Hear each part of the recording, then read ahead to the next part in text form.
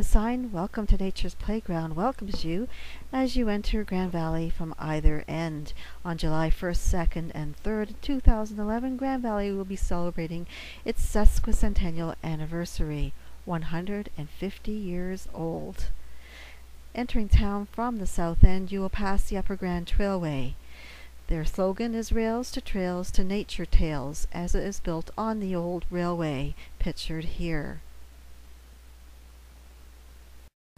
Just across the bridge, in what is known to the locals as Brooklyn, is the Grand Valley Lions Park, where a minor ball plays for the crowds. Heading north through Grand Valley, you can stop at one of our restaurants for a bite to eat, as this group of cyclists did. Look at all our heritage buildings. These buildings have been here for over 100 years. The top of the hill is the township office and library. Here's a shot of the downtown looking south from the cenotaph.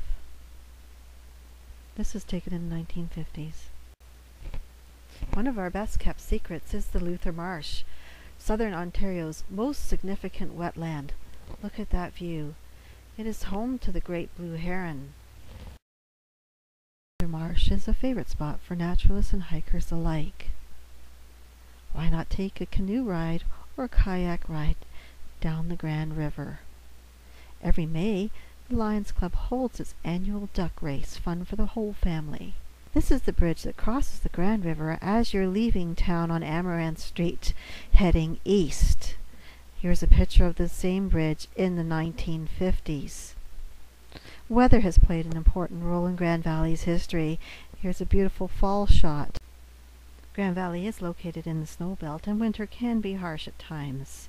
The Grand River is prone to flooding. It floods at least once a year. This picture was taken in the 1950s. I believe it was around the time of Hurricane Hazel. You can see how high the water got.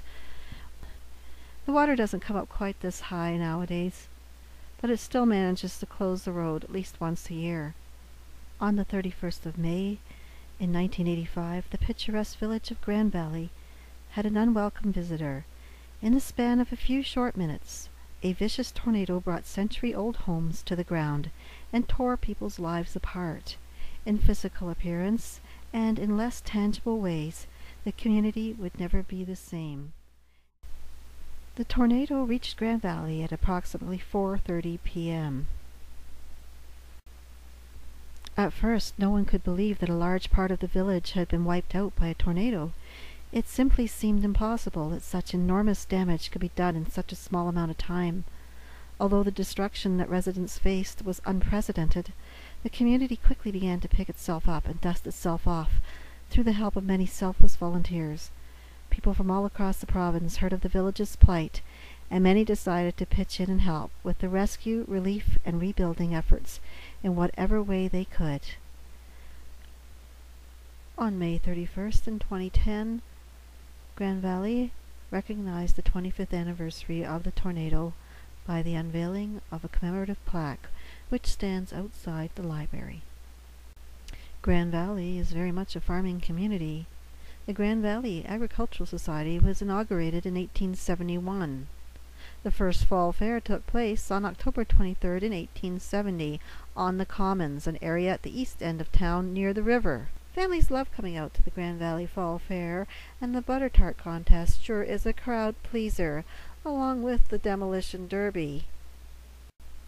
I hope you enjoyed this short tour of Grand Valley.